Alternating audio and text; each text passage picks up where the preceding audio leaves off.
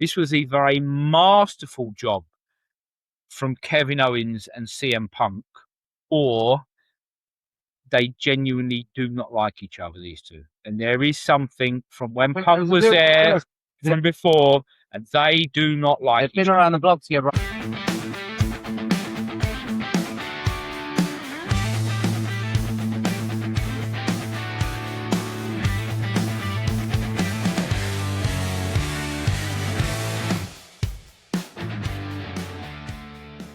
Hello, everyone, and welcome back to the Chair Shot Wrestling Podcast. I'm Steve O'Mac, and I'm here from Moonlight Studios once again with Deano D-Truth, baby. What is crack-a-lacking, Steve-O? It's been a crack-a-lacking week, Dino. You know, we've had some good stuff coming out of AEW this week.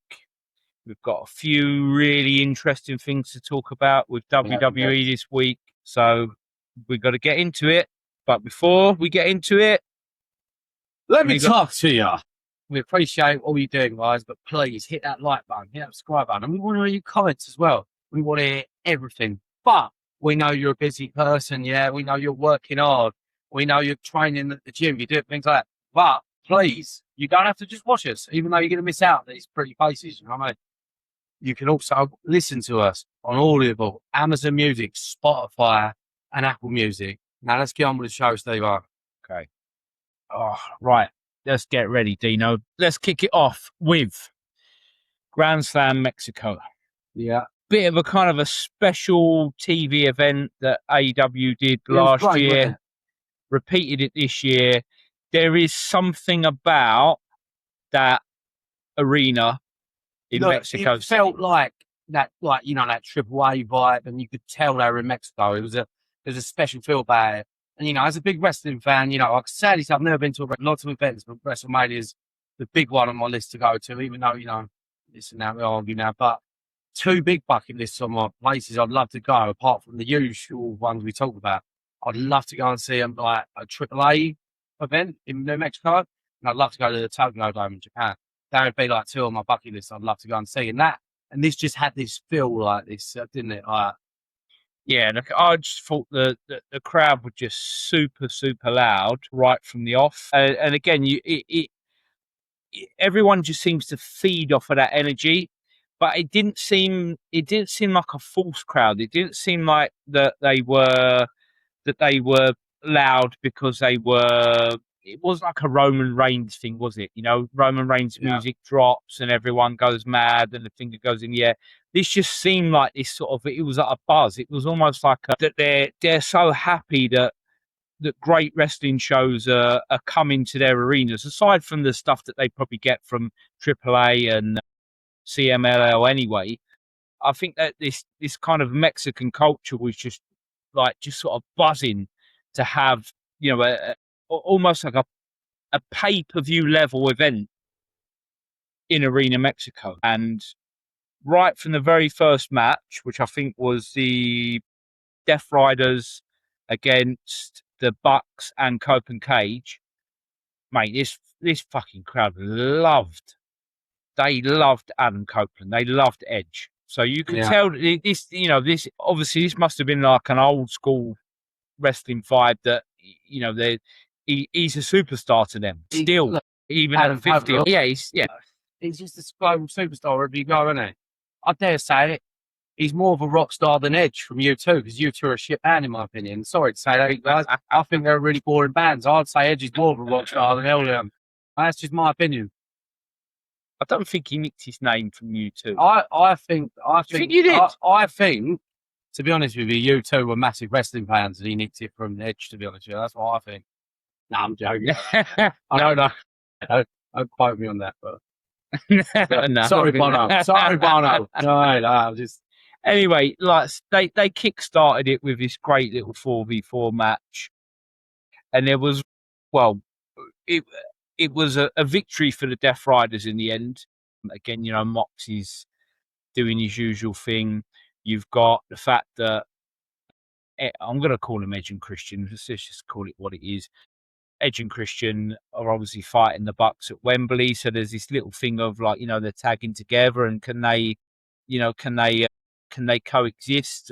I always like that storyline when someone's got a big match coming up, is throw them together in a match and see how they get on. See whether they fight for each other. But there was this one bit that just absolutely cracked me up, and I don't know whether you caught this, but and again, this he's my favourite character out of the two of them by far.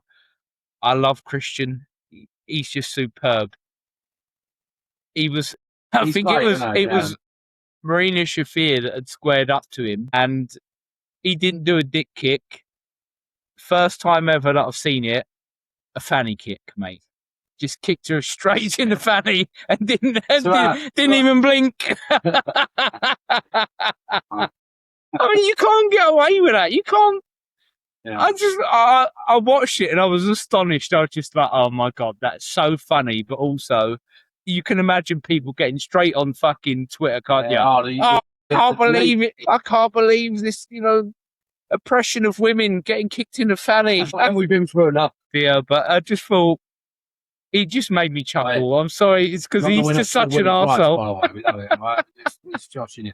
Look, if there's anyone that can take it, it's Marina Shafir, because she is hard as nails, mate. Yeah. She could take it. But yeah, that one cracked me up, and I thought I'd have to remind you of that just in case you missed it, because it was one of them things like you could have easily been distracted and you wouldn't have seen it. But yeah.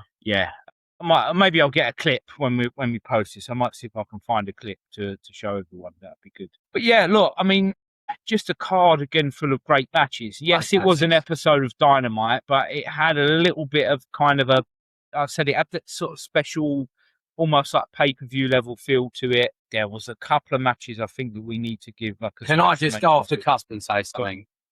Because I fucking loved it. And you know what I'm going to say? It excited me a lot.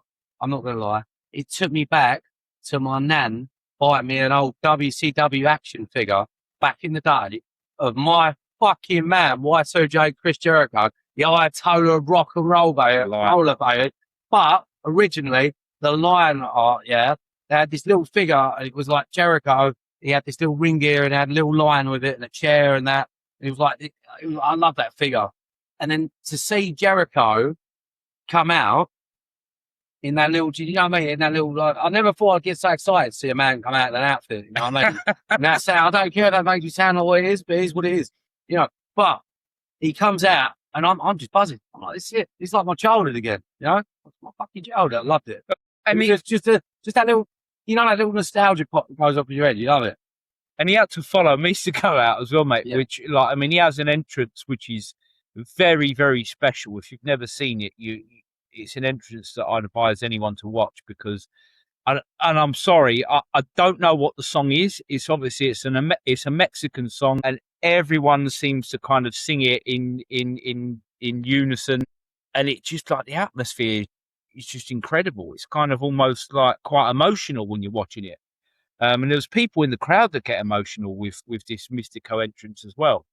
But then Y2J comes up and then he just cranks it up a level, and he comes out to Judas, and they sung it, and it was probably the loudest I've heard it since he's been back. The geezer's like one of the best of all time, and he's like done it all. But it goes back to this thing that he was originally he broke bread. He become originally Mexico was his first big break really in the line. It's just a big deal, and that's where the Lion Salt move come from. Everything, it's a big part of his DNA. So I think it was a special night for him. It was a special night for Mexican fans, to be honest. Yeah, and that was a particularly good match as well, because that had some real star power in it. You had Darby Allin, Jericho, and Mystico. Not three guys that you don't really often see together, up against three members of the Don Callis family in Okada, Hechicero, and Kevin Knight. A little shout to Okada as well, because again he's one of my favourite characters in wrestling, just because he is one of these guys that I think has got an art form that has been lost over the years. I think we've been so heavily concentrating on what people can say in promos and how they come across, and this guy don't have to say anything, mate. He just pulls a face, and you get the message. So Mystico's doing his entrance, and he's on the top turnbuckle, and he's posing to the crowd, and they're sort of serenading him, singing this song back to him, and Okada's standing there with his fingers in his ears, just going, "Oh, this is awful," and it's just the facial expressions. I can only compare him, mate. It's really weird because I watched the Cable Guy last night.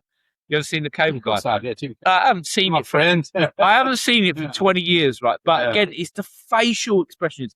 He is a face actor. He changes his expressions. Jim Carrey. He's got Jim Carrey type facial expressions. Yeah. Like he gets the message over without saying anything. And that is what I love about Okada. And then, of course, he can back it up in the ring. He's a fucking master of a wrestler. There's no doubt about it. But he just makes me laugh, mate. I just find him hilarious. It just makes me laugh. And that was a great little match. I feel like that. Yeah, that was like your star-studded match for the fans. Yeah, it's great. You know what I mean? Yeah. And a lot of heartwarming moments. With the underlining story was obviously the Darby Allin and Kevin Knight. They're gonna have a match for that TNT title at Wembley. I can't call it. I don't know whether Darby gets that belt back or whether they elevate Kevin Knight to another level. Let me ask you this. What kind of match is it going to be? Because it's not going to be a normal match. It's not going to be a normal match. Yeah, there's got to be some sort of stip. Now, I've seen Darby have... coffin match. He's had a coffin match at Wembley. He had a coffin match with Jack Perry. In fact, he's had two coffin matches because he had a coffin match where I think it was Darby and Sting tagged against Swerve and Christian. That was in the first one at Wembley in 23. And then the following year it was Darby and Jack Perry. So yeah, I don't know. Do they do a third coffin match? Maybe does that become like the Wembley thing? The who fights Darby in a coffin match? Or I don't know, or is there something else that they haven't done? Is there something else they've got in the locker with Darby? About a buried alive match. I was just going to say a buried alive match. I was just thinking it. I couldn't call it buried alive match. No, I don't know what you do. Like, but how do you trademark? Vince would trademark that. Yeah. 100%. How do you take that to another level, right? With something to do with the coffin. I don't know. How do you take that match to another level? Give us, if you've got an idea of how you can elevate the coffin match to make it different and take it to a different level, please put it in the comments because I'd love to know. A 6v6 cage match, but everyone thought, oh yeah, it's going to just be like blood and guts, or it's going to look like like the same cage match we saw at Forbidden Door the previous year. But no, circular cage match, and it just gave it a different feel, didn't it? Yeah. So I don't think they're scared of trying something different. Tony Khan ain't going to be scared of trying something different. I could imagine saying, I was literally fucking mad because that's exactly what I was thinking when you saying it. I think like a buried alive match would be cool. I can't remember the last. I mean, I tapped out of WWE for a number of years, but I don't believe there was a buried alive match during that period. It's only a taker, wasn't it? It's only a taker. I can't remember the last one. It's only a taker, wasn't it? But Darby Allin spits that persona. Taker Kane? When he was before he came back as a dead man, mate? That's been 20 years. No, because he came back as a dead man at WrestleMania 20, which was in 2004. So that would have been 2003.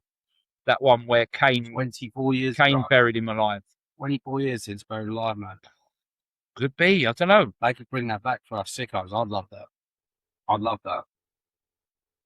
Let's do it. Tony Khan, do it.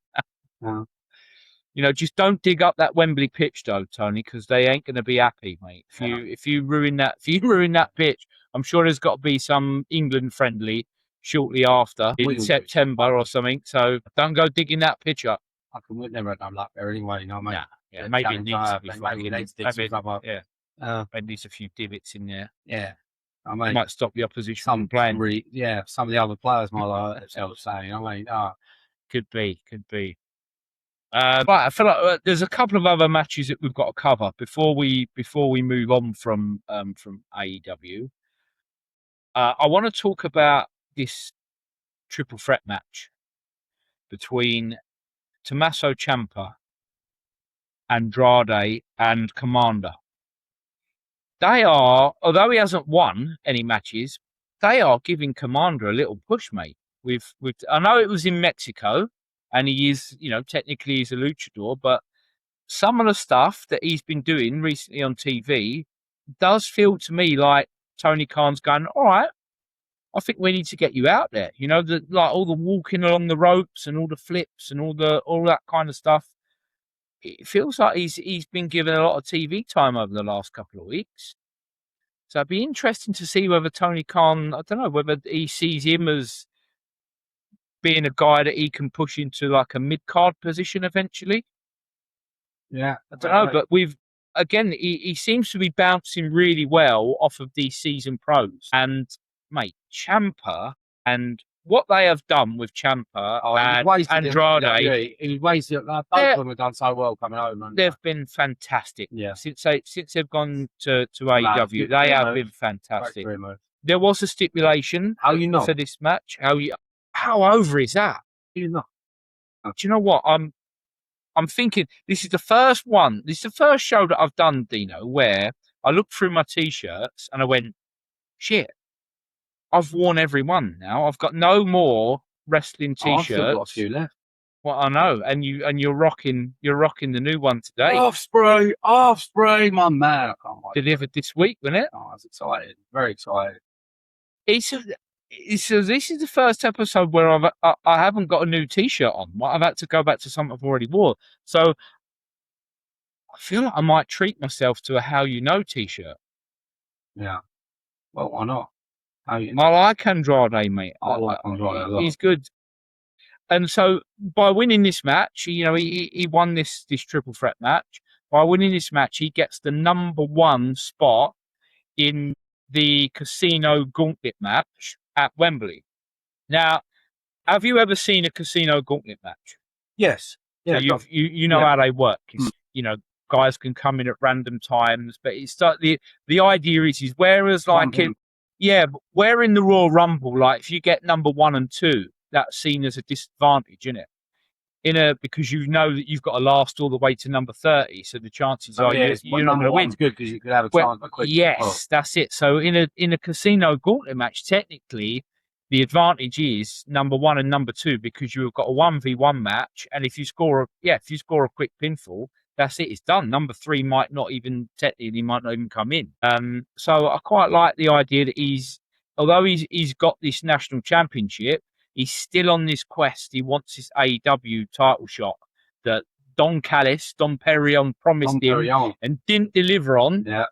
He's got points to prove. Yeah. And with this Casino Gauntlet match, and I think I mentioned this last week, you get a contract which you can cash in, but all you have to do is give 7 days notice, right? So it's basically you name the time and place in terms of whether that's an episode of Dynamite or whether that's on a pay-per-view. All you got to do is give 7 days notice. Now, I'm wondering, part of me thinks, if Andrade ended up with that contract, does he wait for a Okada or a Carl Fletcher or someone like that to maybe be elevated to the main event spot and possibly win the title in 6 months' time, in 9 months' time, and then all of a sudden Andrade bides his time and he finally gets his own back on Don Callis at some point? There's only one thing he says that. How you know? How you know? How you know? So, yeah, it's interesting because he definitely does seem to be the big name in this. Although, what I did love, and I always love it when he comes back, and when he comes back with a fire, mate. This was MJF when it came back, and he was on fire in this promo. And he's obviously going to end up with the number 2 spot. So it's going to be Andrade and MJF starting off this match at Wembley. I love the fact that MJF has come back. A, pissed off. B, he's completely disregarded the fact that Kenny Omega's defeated him. He's not having it. He's like, no, Ospreay got involved. I had the match won. he's got his triple B still, and he's kind of almost going, I'm still the champ. Until you can beat me fair and square, I'm still the champ. What is it the great one said? To be the man, you gotta beat the man. Woo! So another genuine contender in that match. And I know that he did win a gauntlet match last year at All In, and he held the contract and cashed it in a 4-way, I think, at World's End. But whenever MJF is in that type of match, you always think, yeah, he's a strong contender to win it. So the first two guys that have been mentioned, you're thinking, yeah, either one of these guys have got a chance of winning that contract. And there's going to be loads of others that are going to enter this as well, mate, that you will go, oh, they could win it. I think that's the beauty of a gauntlet match, is eventually you end up with maybe 8 genuine contenders in there, and you're just waiting for the pinfall to happen. But it could be any one of 8 guys. Although, and I do have to mention this, and I'm sorry, I did forget this. I did read an article yesterday that Andrade may have picked up an injury, and they don't know how bad it is yet, but there is a slim chance that his place could be in jeopardy. Now, I was watching some old wrestling matches with my son last night. On a rare occasion, he came downstairs and he took over the remote, and I didn't have wrestling on the telly. He just came down and he put on a couple of old matches, and we were talking about our favourite WrestleMania matches. And we watched, and this is the first time I think I've seen it in nearly 10 years, we watched the Kofi Kingston versus Daniel Bryan match from WrestleMania 35, and done a little bit of a recap of the whole Kofi Mania. And it got Steve O'Mac's brain ticking, right? What if Andrade loses that spot in the gauntlet match to injury, but they don't give a replacement? They have a question mark replacement, right? We don't know who's going to be number 1 in the gauntlet match. MJF is in there. He's waiting for his opponent. And just like in that Elimination Chamber match that started off Kofi Mania all them years ago, where he was a late last-minute replacement due to an injury, Kofi Kingston is the gauntlet. I can see it.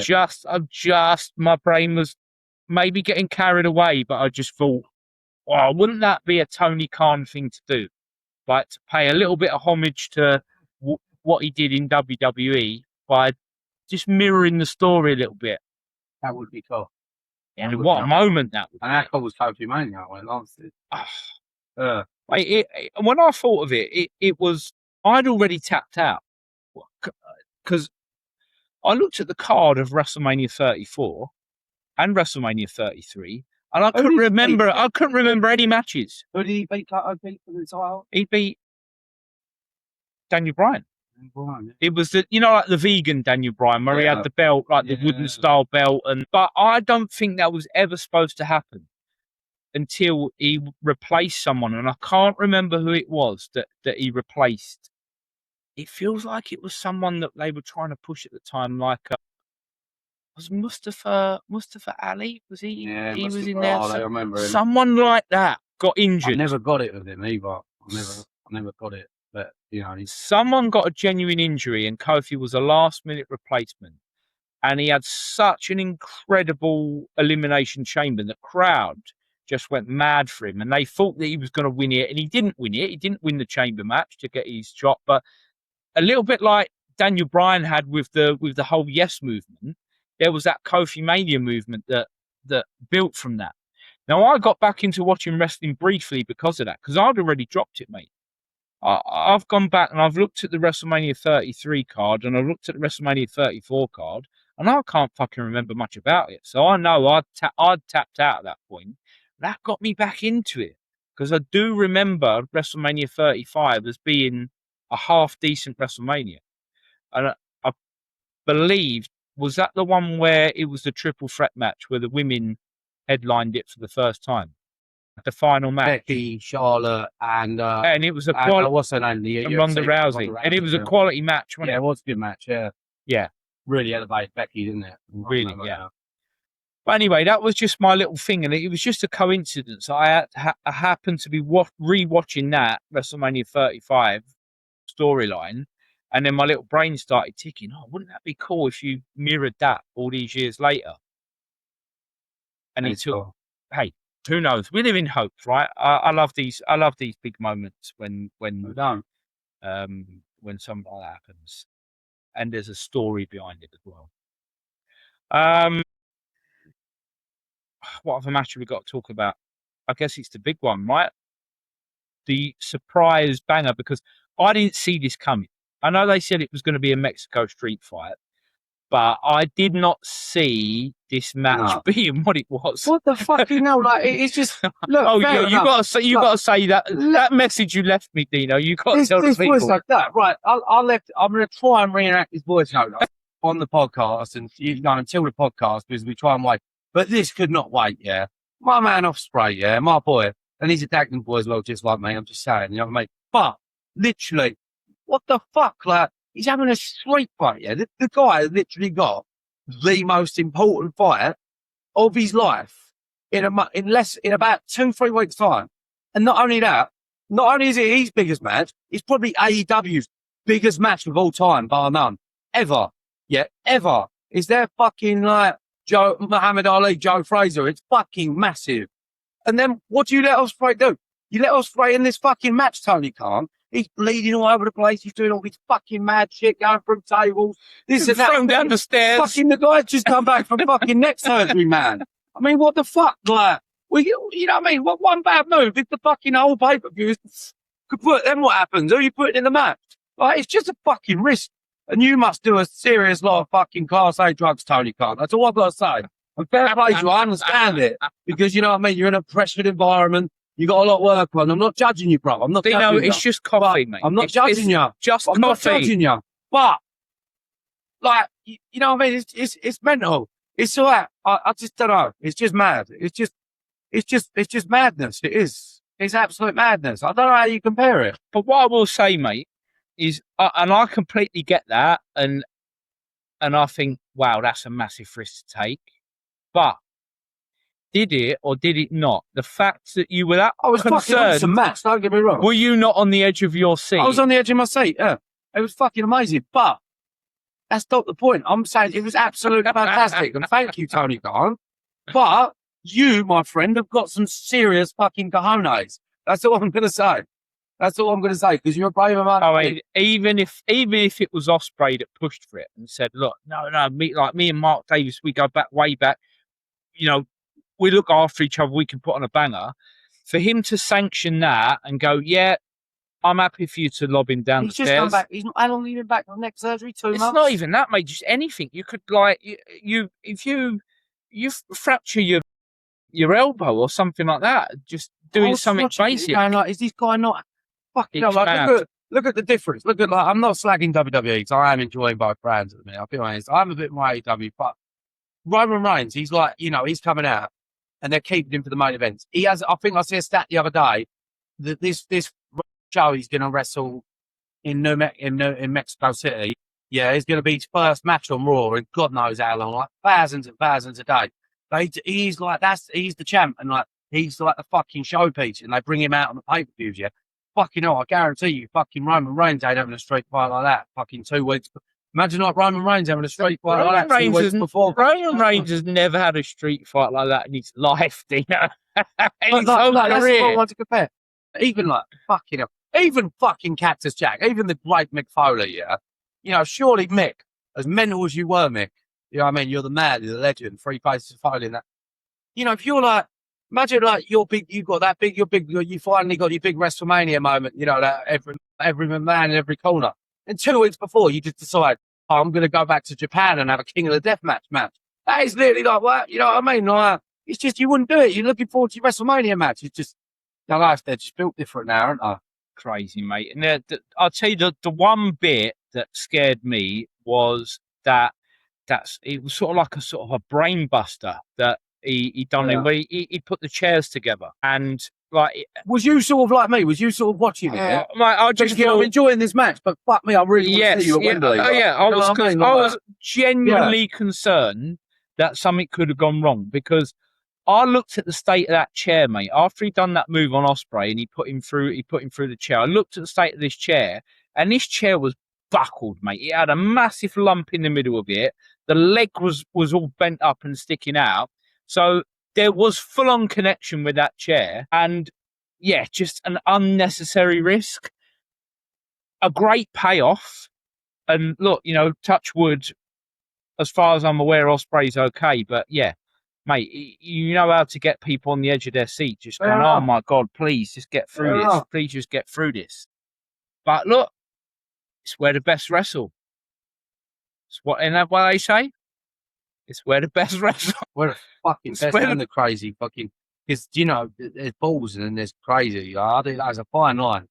I don't know, look, I'm not knocking it, because I really enjoyed the match, and I love Ospreay, and I love what Tony Khan's doing. But, yeah, I was a bit like, wow, I can't believe this is happening.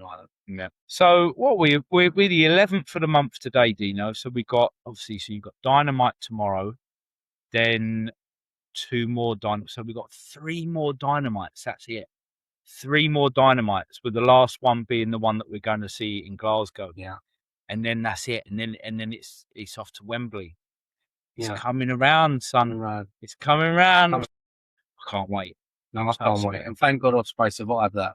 I'm looking forward to just to see how they just notch this up a little bit further in these last 3 weeks. 3 more Dynamites left to it. That's it. And we've got, 2 more, and then we're at the third one, haven't we? Yeah. So but you say that's it. It's still 6 hours of wrestling, a lot of content, and getting a lot can happen, especially the way AEW doing it at the minute. I'm really excited to see what happens. Yeah. I feel like there's at least another two real quality promos with him and Omega to come. Yeah. Out of 3 weeks, there's got to be at least another 2. I think by the time it gets there, you don't want to. You can't wait to see this fight. We already can't, but it's just going to be a different level, isn't it? But no, I don't know. I just hope my man Y2J is a match. That's all I'm hoping. All right, look, he's definitely going to get his moment, because Fozzie's going to be there, and the crowd will sing Judas, and it will be loud. And, I think as long as he gets the right opponent that allows Jericho to showcase, what he can at this age. He had a great match with Tommaso Ciampa. I thought he looked all right in this 3v3 match on Dynamite last week. So, look, he can still go. You just got to get him in there with the right person. But it ain't going to take Jericho long, is it? He could even be, I don't know. It could be someone that just comes in last minute with Jericho. They can make a match in 1 week, in one promo. Yeah. So yeah, I'm not too concerned about a long build for I don't care, match. And Jericho, it's not going to be one of the main events. Obviously, it's going to be that. I just want to see a little decent 10-15 minute Jericho. Yeah.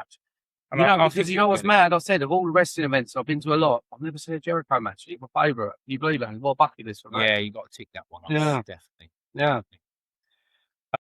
Right. When that sort of wraps up AEW for this week, I'm sure we're going to have a lot more to talk about next week, because I've got a feeling that a lot's going to happen on this episode of Dynamite. Oh, yeah, definitely. So I'm sure that there's going to be a lot more to discuss, and probably some stuff happening on Collision as well, I'd imagine, because we've got all this Continental Cup starting. I think yet to come. Because I actually went back and watched it. I really enjoyed it. I've got to mention it. I love the I've got to do it. The Motor City Machine Gun. I love that. Oh, I thought that was great. Yeah. I love Motor City. I remember TNA days. And I'd love to see FTR against Motor City. That's why that'd be like, Tony, if you're listening, I'd like that. Yeah.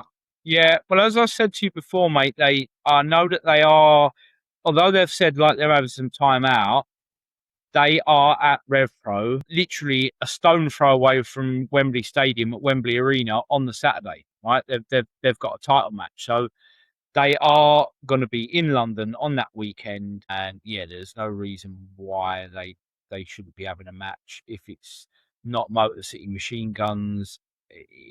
If they are going to sign a New Day, if if it's going to be not Kingston on his I own. think it's, but I if think it is it's going to too be a late New for a Day. New Day build. I think a New Day surprise would be great. Could but I be. think- Look, well, what if, right? What if at Wembley, FTR came out, cut a promo saying about how it's a disgrace that they're not on the card and that they're the best tag team like ever, and it's disgraceful that they're not on the card and that they should be in the match against Cope and Cage.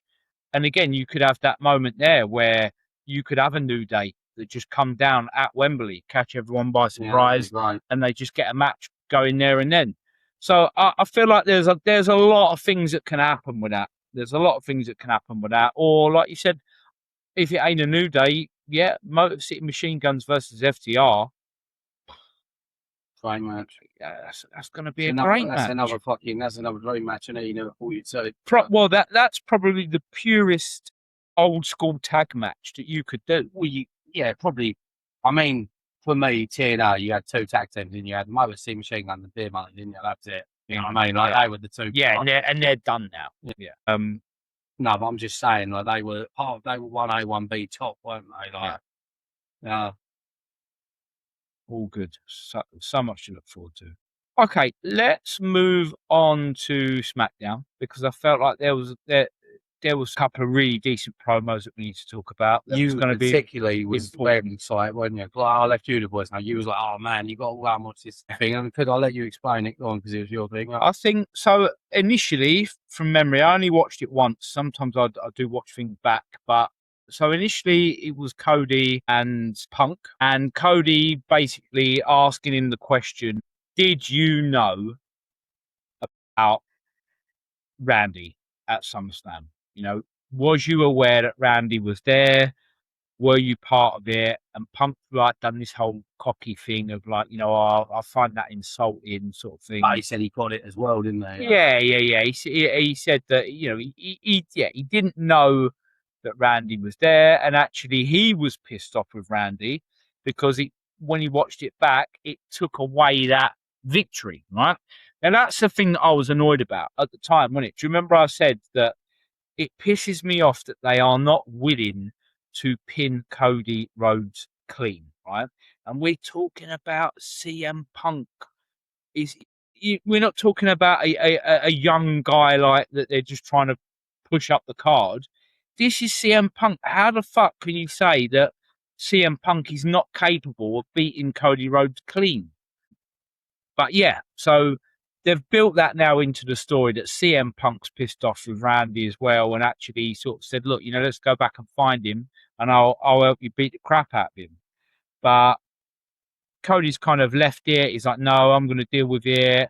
And then Punk, as Cody was walking away, Punk did say to him about, "Look, you know, when you're ready to do this again, just say when." So I do feel like, mate, it gives them that avenue to redo that match at WrestleMania, which is what I think it was intended for all along. And it did say that you know, I felt that was the way that the match was going to go. I thought that Punk was going to get the win, and I felt that match would get repeated for WrestleMania.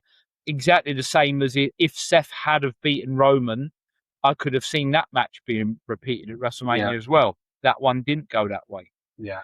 And then, you know, you think that promo's finished, Cody's making his way out, and then, you know, Kevin Owens comes down to have this face-to-face with CM Punk. And I got the feeling this was either a masterful, and I don't use that word lightly, this was either a masterful job from Kevin Owens and CM Punk, or they genuinely do not like each other, these two. And there is something from when Punk was there from before, and they do not like They've been around the block together. I mean, they've been all, you know, through this terrible Ring of Honor together on the independents, weren't they? So, you know, they're not no strangers to each other. So, you know, it's human nature. It's something could have happened, wouldn't it, in that time, you know? Yeah. But, yeah, I mean, it was a good promo. I don't know. I always see Punk always. I love KO, though. I mean, I just love Kevin Owens.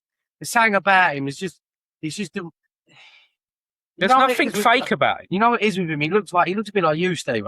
You look like a shrunk down version of KO a little bit. You know, I've been on the military calisthenics, mate. What are you talking about? I'm pop up powerbomb me or anything. But anyway, like, you know, it's just what it is with him. I know I've told him, right? What it is with him, he's like an everyman, and he looks like an average Joe. You know, he's got a popular beer belly. He's got, you know, he's got his like long beard, his hair's a bit scraggly, and like, but he comes out and he just when the bell rings, he just does this fucking magic that he shouldn't really be able to do. Do you know what I mean? There's something about that because it makes you think, oh well, you know, anyone can do that. You know. And that's what you want to believe, isn't it? When for kids watching it and stuff like that. For a guy with that body type, he moves around the ring. And let's be honest, like, you know, our Kevin Owens burst on the scene when he was NXT champion and like the John Cena Open Challenge, you know, and he beat John Cena for the United States title? If he didn't beat him, he put up a hell of a match, and it just. I wasn't watching it, mate, when Kevin Owens first came into it. I tapped out and watch that match. What I thought that he did really, really well, and again, I don't know whether this was set up or whether this was just Kevin Owens just taking an opportunity to do something, and it was brilliant. And I don't think a lot of people picked up on this, but he kept referring to him as Phil, right? Yeah, and that was obvious. And CM Punk was muttering under his breath, "Well, you're so unprofessional," and it came across. It was almost a little bit like the shit that CM Punk was complaining about in AEW, right? Where he was having the promos with MJF and he was having the promos with Hangman, and Punk was complaining about, you know, I work with fucking children that want to go into business for themselves and all that sort of stuff. It had a little bit of that feel about it, like Kevin Owens going, "Well, I ain't a child, you know, I'm a seasoned pro. I've been around the block, so you can't go down that route and say that you're working with children and they don't want to listen." Kevin Owens was definitely pushing his buttons. What I loved about it, and this is very, very subtle because there was no mention on commentary, and and I've seen nothing online. See, this Raw episode of Raw was in Philadelphia, right? CM Punk, in order to sell T-shirts, had a T-shirt on, and on the back it said, "Phil is the best in the world," right? So it was like this sort of play on words thing, because most wrestling fans know that his name is Phil. Yeah. But to put that on the back of your shirt, "Phil is the best in the world," to appeal to the Philly fans, is just a way of selling the T-shirts, right? So Kevin Owens is referring to him as Phil, and he can't say shit. Yeah. And he can't say shit because he's fucking got it written on his back. What can you say to that? You can't turn around and say, "Oh, you know, don't call me Phil." You've got it written on your back, you prick. Yeah. Loved it. Don't know if it was intentional. Don't know if that was just Kevin Owens going, "I'm going to use this. I've seen your T-shirt and I'm going to use this, and you are not going to be able to say anything, Punk." But it had this edgy sort of feel to it, this promo. There was something there, mate. Genuine. I don't think they like each other, these two. I think there is something there. Kevin Owens, I think, was one of them guys that when Punk left, and then Punk was bad-mouthing, and all that kind of stuff, I think Kevin Owens was one of them guys at the time that just thought, "You're a dickhead. Go away, and I hope you don't come back. You're toxic." Yeah. And let's face it, if it wasn't for Kevin Owens getting injured at the time, Punk has sort of taken Owens' spot. Yeah. Because Kevin Owens was fucking, he was on the up. He's on the up, yeah. He was on the up. Yeah, and he was, to be fair, Owens probably took that sort of character, because he was that sort of raw indie character, like you just said, probably. But yeah, it makes sense, because he would have left, and then you got this other raw indie character come in, like, you know, he was like the man of the people, you know, like I've just said, like Punk was. So maybe they're quite similar characters, aren't they? So now it's like, well, Punk came back in towards the end of 2023, didn't he? So it feels to me, and I know Kevin Owens has been out for about 18 months. But it feels to me like Kevin Owens may have been one of those guys that felt like you've just brought another main eventer in when actually you already had a main eventer here. Yeah. Bit like Drew McIntyre. Obviously, he had to work with Punk, didn't he, through that whole feud. Yeah. I don't know. There's just something there, but it will make for this whenever this match is coming up or whatever this match is going to be, it will make for this to be interesting. No, it's going to be a great. I'm looking forward to that. That'll be a great match. Definitely. Great promos to come on it. Well, yeah. I'm going to come on now to Cody Rhodes and Randy Orton because I was a little bit worried about this. When Randy interfered in that match at SummerSlam, I said at the time, I do not know what WWE are thinking, reminding people about how fucking bad that whole WrestleMania story was. Why the fuck would you bring that back so that people can remember, A, how shit the match was, B, how shit the storyline was with Pat McAfee being the guy on the other end of the phone telling Randy Orton what he needed to do, right? Why would you want to bring that up again after people had forgotten about it? I don't know. But I kind of did feel that Randy rescued this a little bit. Because there was no mention of that. There was no mention of any part of that build to WrestleMania. There was only mention of the finish, right? That he lost to Cody. He was disappointed that he lost to Cody. And then those voices in his head just said to him, you got to go and kick this guy in the head. yeah. Right? And he's basically, in a way, I think it was this one line that he said that done it for me. He said, when he was talking about winning number 15, he's a 14-time champion and he wants to win championship number 15. And he said, it's not the best version of Randy Orton that's going to win number 15. It's the worst version of Randy Orton that's going to win number 15. And I thought, well done. Yeah. Well done, because that is the hill. That is what it should have fucking been from the off. That is exactly what it should have been from the off. Yeah. No, I like that. Yeah, it's Randy. We need, and what did we say last week? Where are the hills? Now you've got a fucking credible hill, and you've got a credible hill in Randy Orton again, and it's going to bridge my next bit. Because let's go straight to Trick Williams and Baron Corbin. Baron Corbin, I've never really seen it build him. When he come out in the Harley Davidson and that, fucking badass, with he had the Nomad jacket on. I felt I liked it, and I felt, I've been waiting to tell you this. I've been waiting to see, there's your fucking arsehole badass heel where there's no mistake you should boo him. There's your guy, Baron Corbin. So maybe that's where they've gone with it. They know they needed heels, so now they've got fucking Randy back. Maybe they watched that podcast last week too, but maybe they thought, fuck, let's just get an emergency. Emergency meeting. Yeah, look, I had this little thought, right? I wonder whether WWE have got this shopping list where they're looking for something very specific, because it feels like they've brought two guys back in, two former WWE guys, and they both fit this mold, right? A, they've got to be massive, right? So they're looking for big guys. Yeah. B, they've got to be heels. C, they've got to have no previous entrance music that people can get hyped up about, right?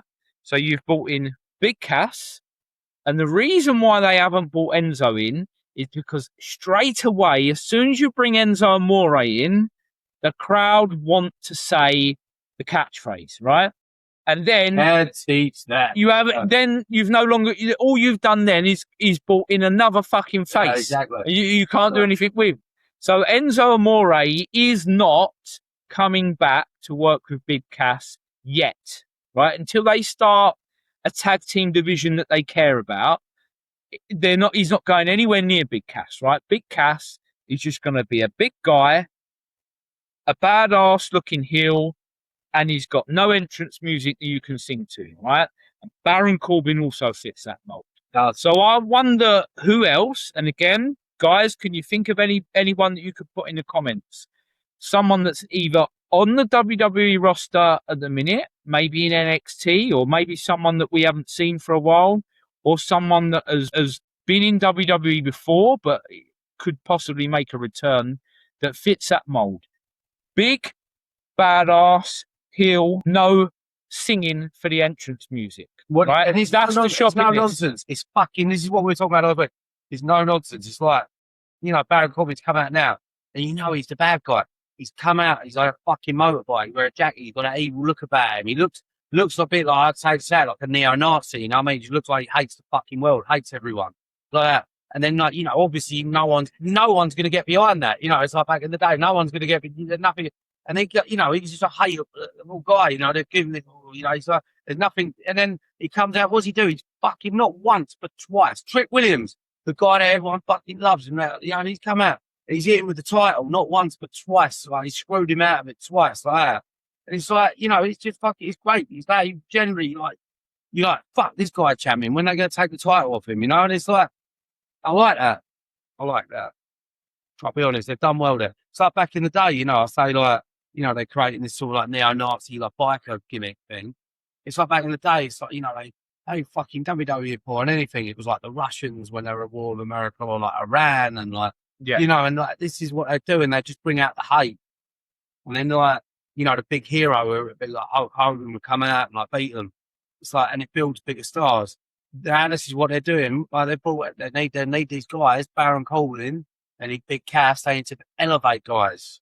They need guys elevated. Are not going to ever become baby faces, right? Exactly like ones that you mentioned, mate. Like, I'm going way back, like the Iron Sheik.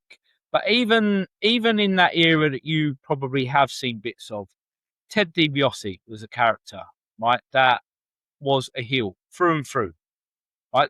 No one ever cheered Ted DiBiase as the $1 Million Man. They might have shouted like his catchphrase, and he liked him, and he was larger than life, but he was a heel, right? You knew he was a heel. Ravishing Rick Rude, you knew he was a heel. The Horseman. Ric Flair was a heel. The greatest wrestler of all time, his cool group, the Horseman. Like, Roddy Piper, for the majority of his career, was a heel. Ric Flair, let's talk about Ric Flair. For years, like, the guy, he was hated, and how could you have, like, the coolest guy ever? He had all the fit, he had all the fit birds, and he had, like, the money and the cars and the watches. He hated him, you know what I mean? Like that, and it's like that. He still knew even though you loved him and you respected him, you were still like, that's what heels do. That's the point of it. That's why I watch it, and that's where, like, this wrestling thing is just, it's where, like, wrestling culture comes from. And that's why, I tell you what, if you didn't have wrestling culture, you wouldn't have Jake Paul, you wouldn't have Logan Paul, you wouldn't have these characters going, oh, I'll do this, you know what I mean? It all started with those Ric Flair and people like that. That's how it started. Yeah. And look, so they've done well with two guys so far, and let's see what else they can pull in, because again, they have got a desperate need for wrestlers that people know they are supposed to boo, right? And not be in two minds about it. That's where they need to go, and I feel like they've got to recruit more. But I don't know a lot about who's in the NXT roster. Do you watch much NXT, Dino? No. So I'm not. After this last lot that come through, obviously we knew about Oba, and we knew about Javon Evans, and we knew about Trick Williams.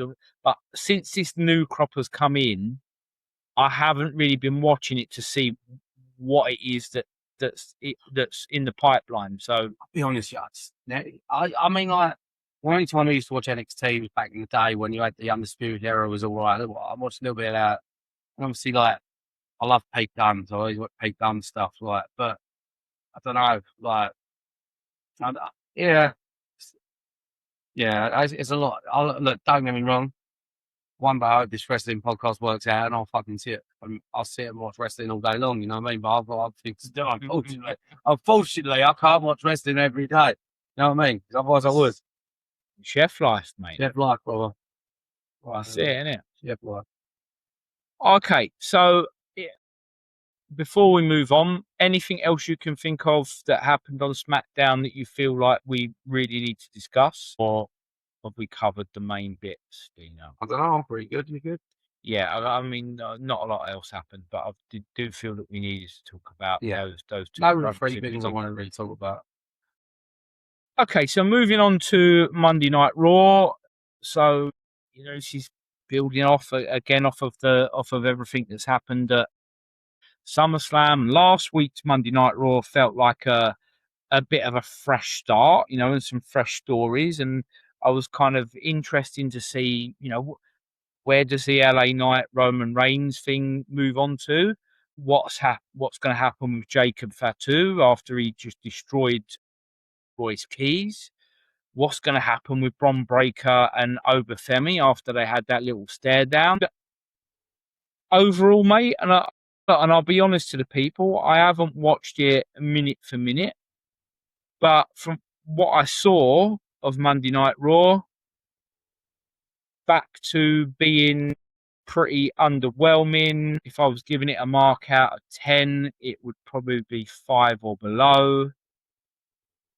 No Roman Reigns on the show. Did we see anything of LA Knight?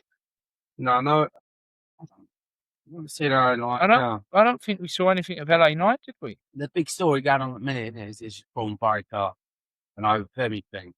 And like, I had a prediction that I think's going to, not maybe a prediction, but maybe I'd like to see it happen. But I've been doing all right with predictions, as you said earlier. So, well, You've got a few.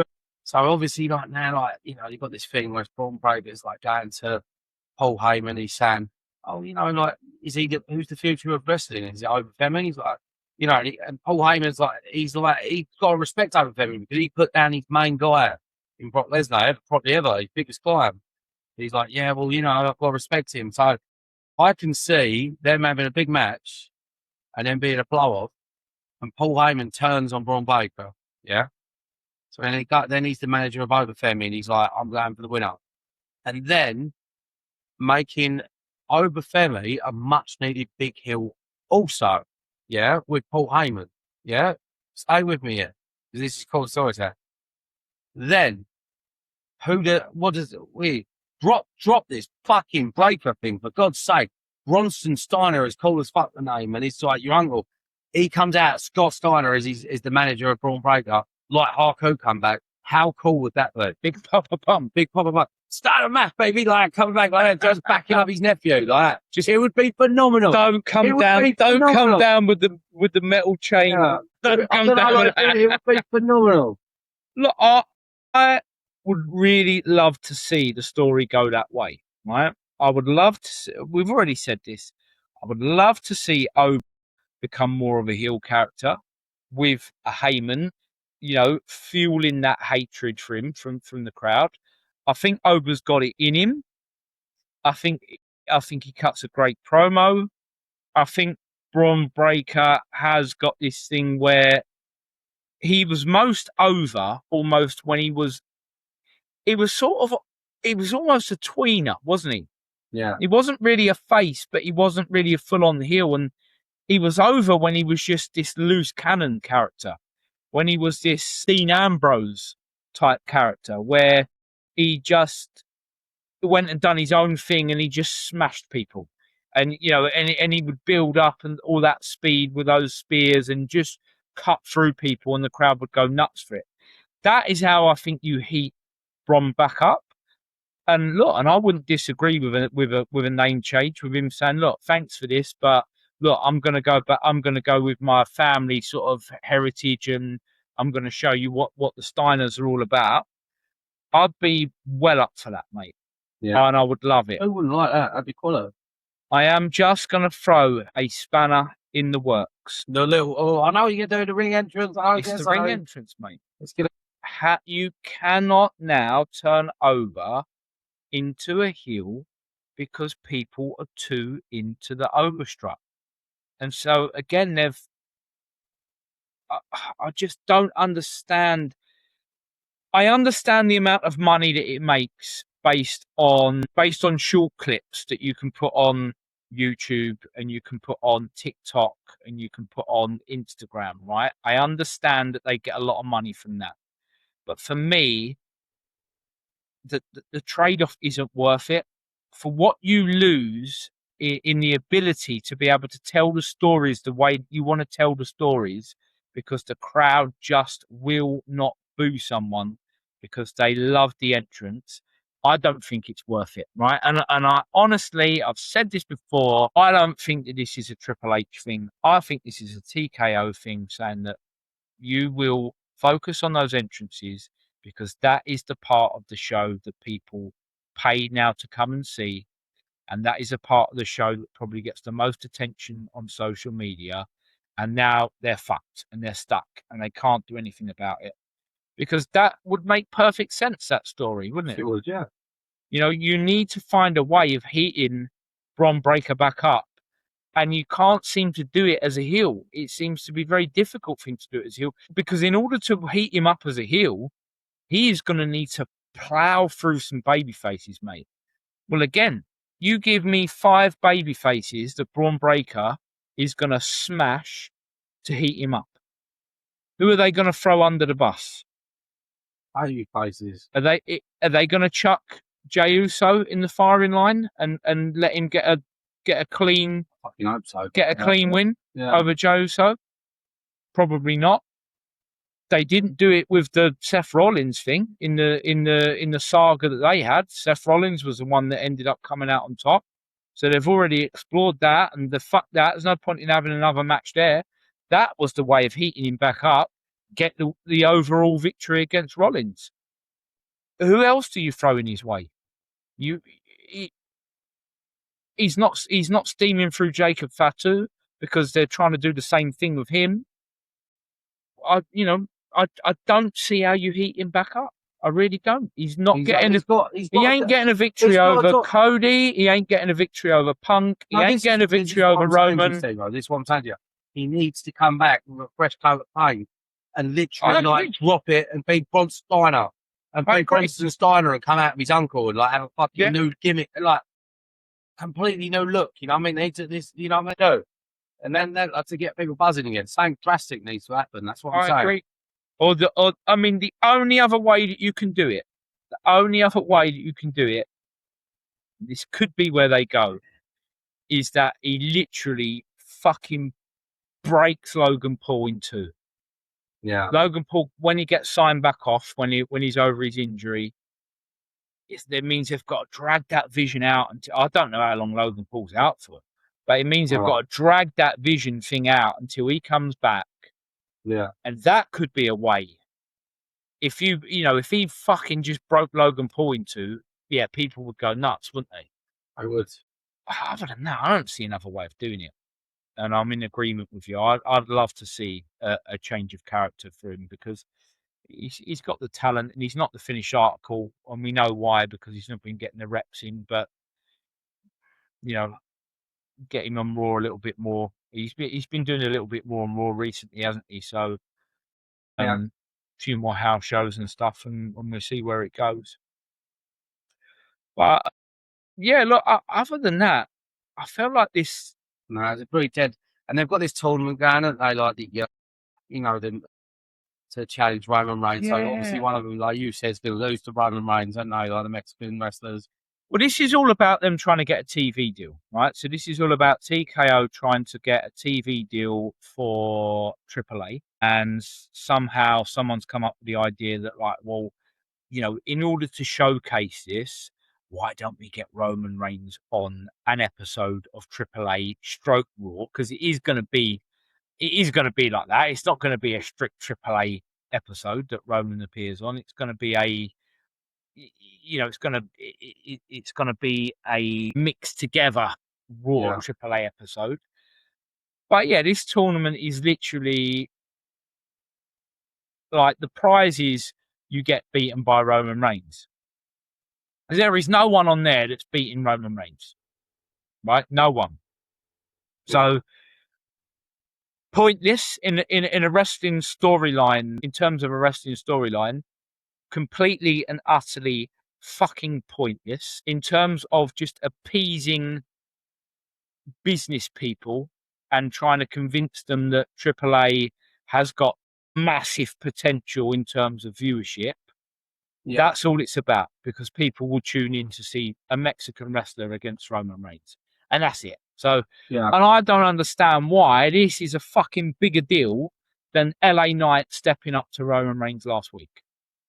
How is that little bit of Rey Mysterio saying, "Oh yeah, I've got a proposal for you, Roman"? How is that more worthy of TV time than LA Knight stepping up to Roman Reigns and saying, 3 years ago, you beat me, but you had to do it with your bloodline and you haven't beat me one-on-one since. I don't get that. I don't get where's the follow-up? Where's the follow-up? Maybe Roman's busy. And where's the follow-up with Jacob? I mean, Jacob was in it briefly, but where's the big follow-up with Jacob?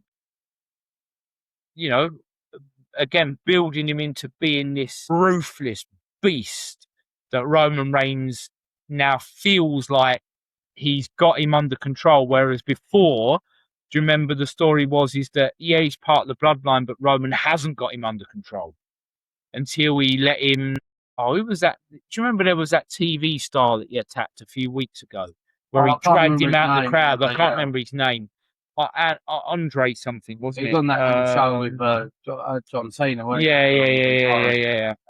So, you know, we were going down that route of like, oh, he's part of the bloodline, but Roman can't control him. And then you've always got the edginess then that Roman at some point will tell Jacob to do something and Jacob will just flat out refuse him, and then that whole thing starts again. Now he's properly following orders, you know, and Roman's coming out and giving him the nod and giving him the approval, like, yeah, you know, I approve of what you did to Royce Keats. But no real follow-up on it because this show ended, didn't it, with more of the Solo Sikoa One thing story. I love the way Solo Sikoa, we should watch it when he was mugging off Joe, so because this is how we all feel. It's like, oh, well, yeah, like that. You enjoyed that. I really enjoyed that. And I especially like the way that he mugs off Jay's "This is your warning shot" because I fucking hated that catchphrase from the second that he did it. This is your warning shot, pow! And I love the fact that Solo just goes pew pew pew, like, you know, he makes it so kiddified, you know, like it's so ridiculous, so school playgroundy. Yeah, but that's what's great because that's what he's saying. It's sort of like it's got off that he's probably listening. That Jey Uso is for the kids, and you know, like the older guys don't like it. So that's why Solo's like, yeah, fuck you, like the kids, and like, you know, I mean, just for the kids. It always reminded me of a promo. Do you remember when Batista and Cena finally got together and had a match after they like exploded on the scene, and then like they never had a match. They had a match. I do remember the first match. Batista, I don't know what. I can't remember what it was on, but Batista came out and said something along the lines of like, everyone over the age of 5 years old wants me to win. And I just thought that was great. Like, you know what I mean? Like that. Yeah. So yeah, he's having that dig, but it wasn't the ending that I expected. You know, they had this match. The stipulation is if Solo loses to Jey Uso delivers him to Roman Reigns, whatever that means. I don't know. Does that mean that they take him fucking kicking and screaming?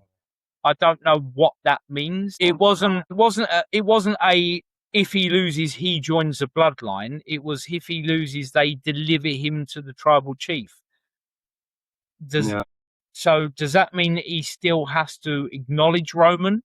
Yeah. In which case he could still just say, well, fuck off, I ain't doing it, and face the consequences. And yeah, exactly. What I'm wondering with this is you know, you've got that old saying, haven't you, that blood's thicker than water. Yeah. And that is kind of the bloodline thing, you know, they're saying like, you know, we are family and that, but also there's family within family. Now you're talking about a proper brotherhood here with the Usos and Solo. You know, they are brothers. Yeah. How far are they willing to go on their little brother? Let's say if Roman puts out the order that they have to put Solo down, like, and I'm talking about, again, we're getting, I would say you got to go even further than what Jacob did with Royce Keys last week. You know, we saw the Tongan death grip. Yeah. And, you know, and Royce Keys he was coughing up blood. I feel like you got to go further than that.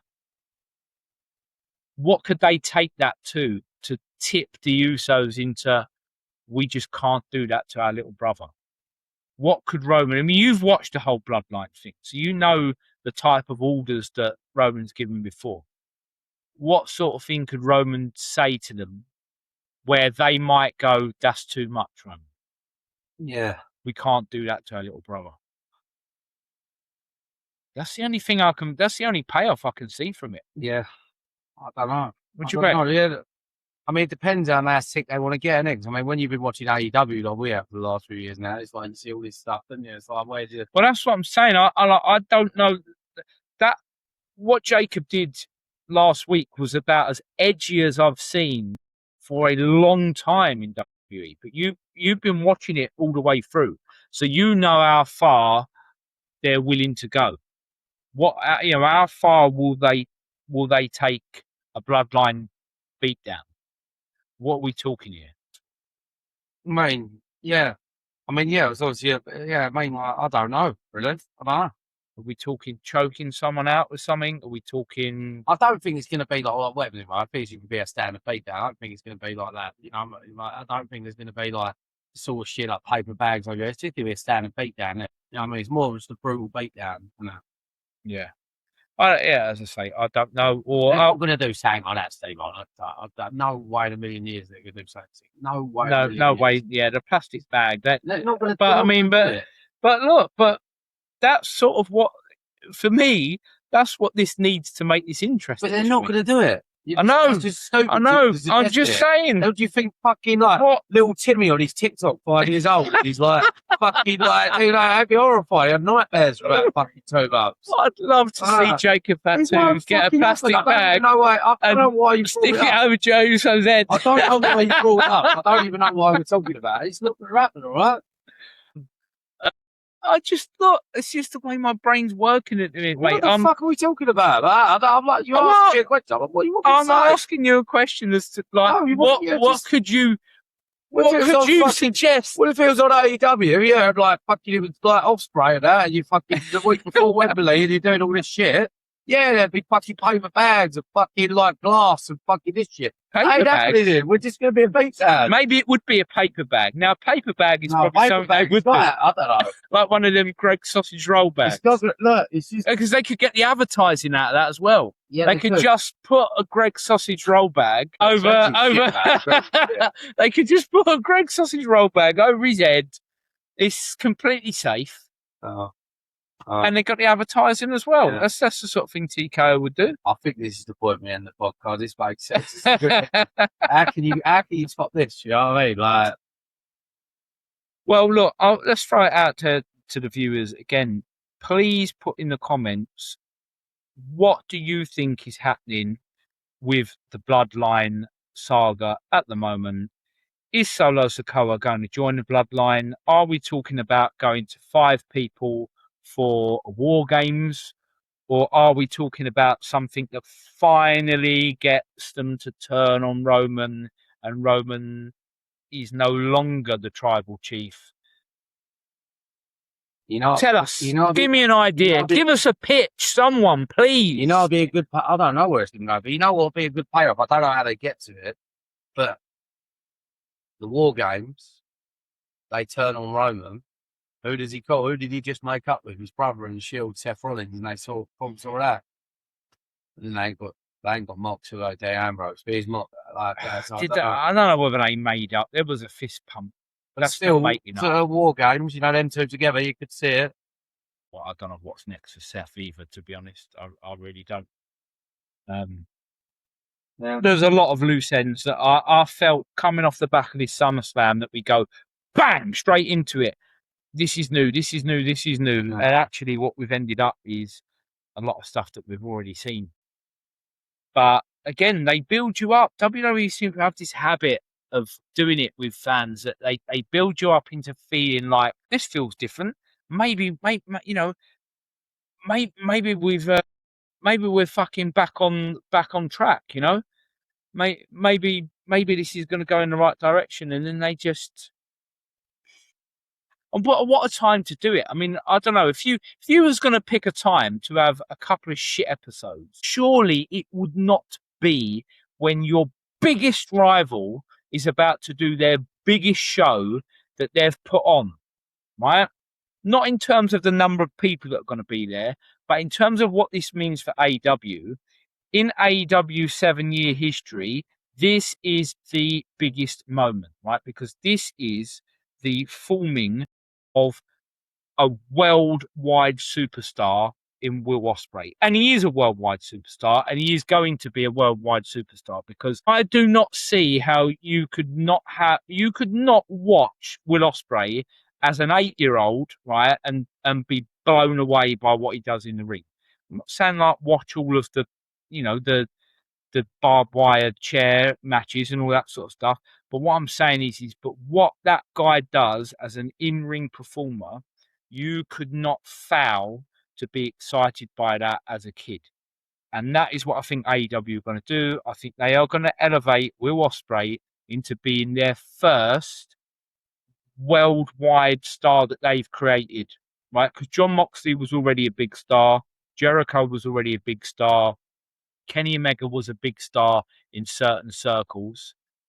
I don't know whether you would go as far as saying Kenny Omega was a worldwide star. He was in Japan, yes, but in the US, I don't think he was a major thing. I think Will Ospreay will be their first major star that they have created. Yeah. And that should fucking scare WWE. If I'm being honest, that should scare them. But it doesn't, because they're arrogant, mate, and they don't care. Yeah. But there we go. All Right. Well, that sort of wraps us up, because, as I say, we haven't really got a great deal to get our teeth into in terms of Raw, apart from ifs and buts and maybes. But yeah, you hold out hope for them. I think we're going back on the road now of it's going to be pretty much dead in this build up to War Games, and it will be boring. I can see WWE now being boring until they start paying attention to the Royal Rumble. I'm just starting to think maybe it's like it's just going to be the future now. Because I mean, you must have enjoyed WWE. I think AEW is just going to be more for us sicko fans and like the people that are hardcore, and like she's probably thinking it's WWE probably making so much money off all this shit. They are probably not pretty that bothered. Like, you know what I mean? Like, I'll be honest. Like, they're probably thinking like, well, you know what I mean? Like that. Well, yeah, but the wake up call, the tickets. You know what it reminds me of? We spoke about it last week. Yeah, I know what you said. No, it reminds me of. It's like, and it's great because I watched it last night, as a matter of fact. Rocky 3, yeah? Rocky's the champ and he's got everything, hasn't he? And he like, what does he do? He goes something against Club Lane. He ain't got that hunger anymore, has he? So he has to go back and he has to get that fucking knockdown, doesn't he? And this is a bit like this story, isn't it? Because the WWE needs to get this knockdown to get the Eye of the Tiger back. You know what I mean? It's the similar story, isn't it? If you look at it like that. That's a Rocky 3 analogy there. I don't know whether I completely agree with you.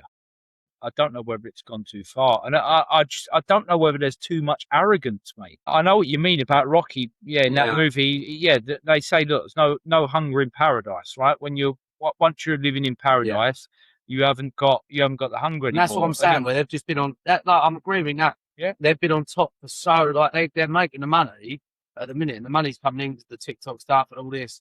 And it's like, I know the ticket sales ain't great, but it's probably just coming in from other areas. And it's like they've just got so comfortable that they've just forgot about what made them big in the first place.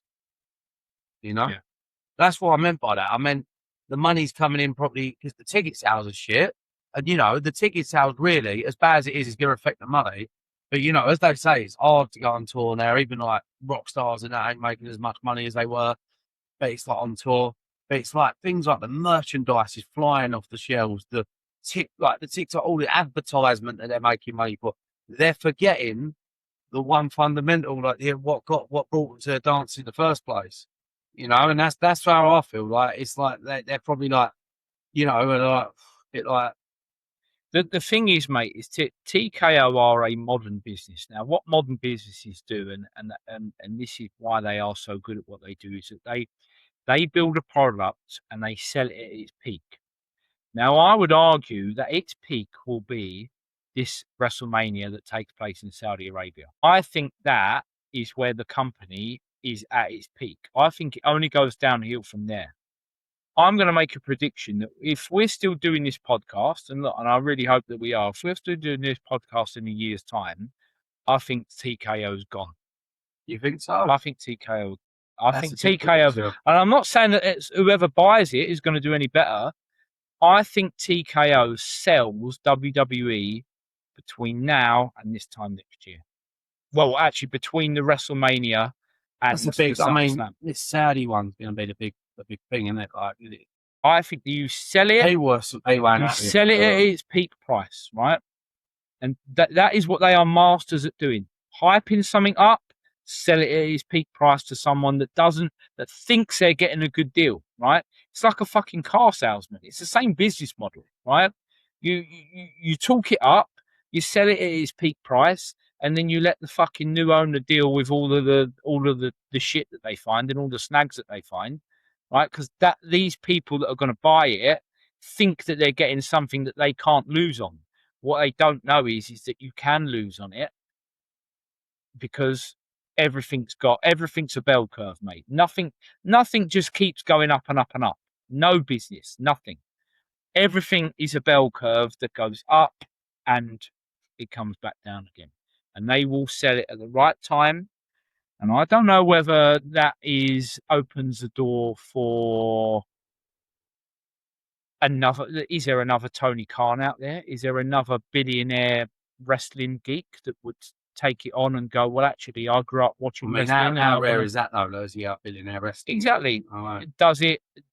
Do we get through this court case and Vince buys it back? You know, sorry, but like, he's what? Like, he's got to be like 90, you know? No, I can't see it happening. But what I'm saying is, or I love it. What about Shane O'Mac? Shane? What about Shane O'Mac? I mean, he's got to inherit his dad's money, isn't he? I mean, Shane O'Mac buying it back, that'd be a big fucking thing, wouldn't it?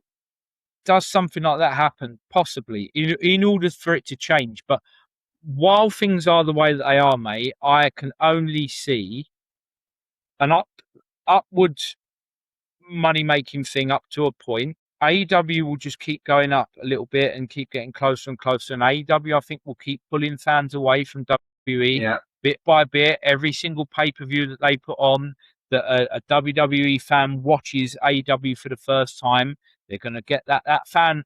I don't see any wrestling fans watching AEW and going, yeah, I'm not watching that product. Wasn't for me, right? They're critical of a few things, and it's the same things we've been critical of. Sometimes they're too long. The shows are too long, and maybe they don't have enough sort of respite matches where you can go and make a cup of tea or go for a slash. And there's going to be little crit. But on the whole, mate, the people that are talking on social media that are new fans to AEW are saying, we've watched it and we were blown away, and we are now here to learn about it, and we are here to learn about these characters, and we are on this journey with them. And I also think that what AEW's got in its favour is it's now hitting a point where it's getting some history behind it.